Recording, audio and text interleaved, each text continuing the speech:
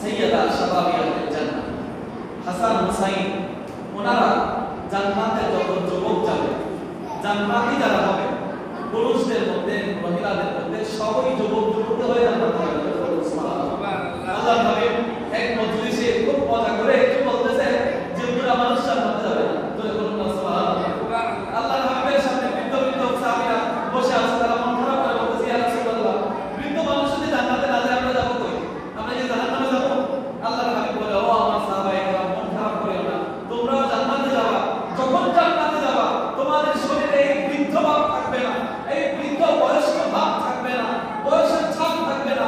আল্লাহ যখন তোমাদেরকে জান্নাতে দিবে তখন তোমাদেরকে যুবক বানিয়ে জান্নাতে দিবে। যদি বলুন সুবহানাল্লাহ। জান্নাতে যারা হবে প্রত্যেকেই যুবক হবে। তো আল্লাহর হাবিব বলতেছে হাসান ও হুসাইন জান্নাতে যত যুবকেরা যাবে সমস্ত যুবকদের সরদার হবে, লিডার হবে, সাইয়্যিদ হবে। চিৎকার মেরে বলুন সুবহানাল্লাহ। জান্নাতটা কি ছোটখাটো নাকি? জান্নাত সম্পর্কে আমাদের ধারণা আছে? জান্নাত কি ছোট না বড়? একটু কথা বলেন। জান্নাত ছোট না বড়? বড়। কেমন বড় জানেন? জান্নাতটা কেমন বড় এটা একটু শুনেন।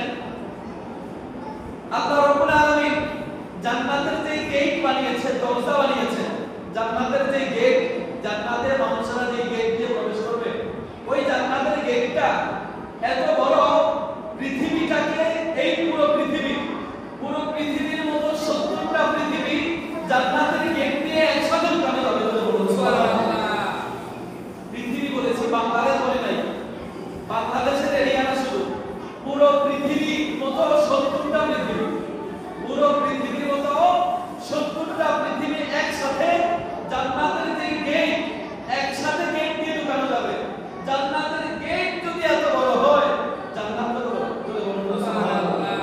পৃথিবীর আমাদের বাংলাদেশের ক্ষমতা তো 5 বছরের, 5 বছর পর ক্ষমতা শেষ, আবার নতুন করে আসলে আবার 5 বছর। কিন্তু জান্নাতের সরদার যারা হয়েছে, জান্নাতের নেতা যারা হয়েছে, তাদের ক্ষমতা কোনো 5 বছর 10 বছরের না।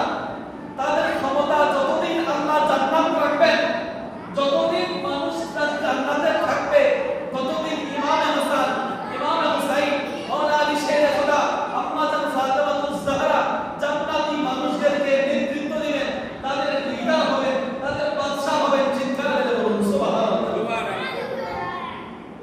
জান্নাতে সরদারি কোনো লিমিটেশন নাই যে 5 বছর পর সরদারি পাওয়া যাবে, 5 বছর পর ক্ষমতা লোক পেয়ে যাবে, এমন কোনো কাজ নাই।